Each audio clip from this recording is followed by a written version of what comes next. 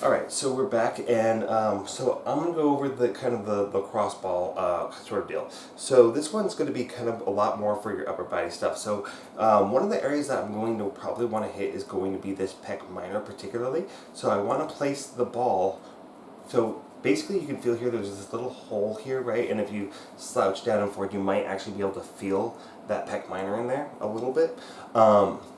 But you can kind of palpate in here, and you feel this like little divot here, right? So I'm not going all the way up into this deep divot, but I'm kind of going a little bit more medially and a little bit more down.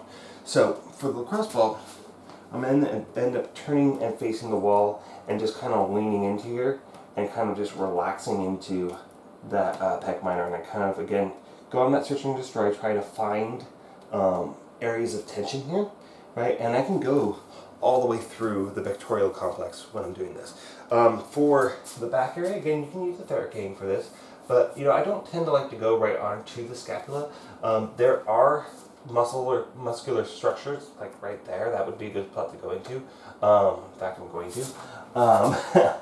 There are muscle structures that are on the superficial side of the scapula there, but for the most part, I like to go through like the rhomboids and whatnot, a little bit into those internal and external rotators, and then to the latissimus dorsi.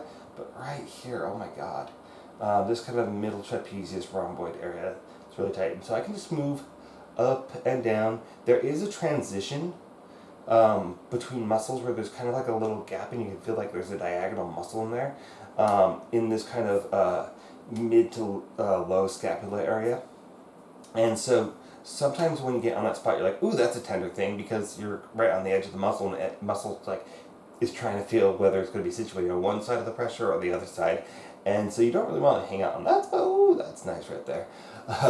And we get all the way up and down right there. Ooh, nice. All right. So we can also put pressure right in here, but we have to be really, really careful with this area, because this is your rotor cuff, and we don't really want, if you have any like nerve pain or anything like that, or you start losing feeling in your hands or tingling or whatever, get off that spot. But again, I can just kind of lift up my arm and go lightly more carefully in this section and find like that attachment point for the latissimus dorsi, as well as your infraspinatus, teres minor, teres major, all those muscles right in there. Subscapularis too, right? Oh, yeah. And for your trapezius, you kind of have to actually tilt your head away, and you have to drop your shoulder, and you actually have to get a strong angle in there for this upper trapezius area, because your head's going to get in the way, right? So I actually have to get like really, really awkward with this one. I'm getting my torso almost parallel to the ground so that I can lean into this, and my ear is just listening to it grade itself across the wall. Woohoo. But again, I want to be really careful. I don't want to go too high on this one, because I want to hit this muscle area, but I don't want to be coming up onto the neck, right? Deltoids, you can do basically the same thing, just pin the ball on the wall and kind of work through your deltoids. Not a habitually particularly tight muscle, and not one that's usually associated with many muscle imbalances in general. So there you have it. That is going to be your foam rolling. Let's go ahead and get into our stretching.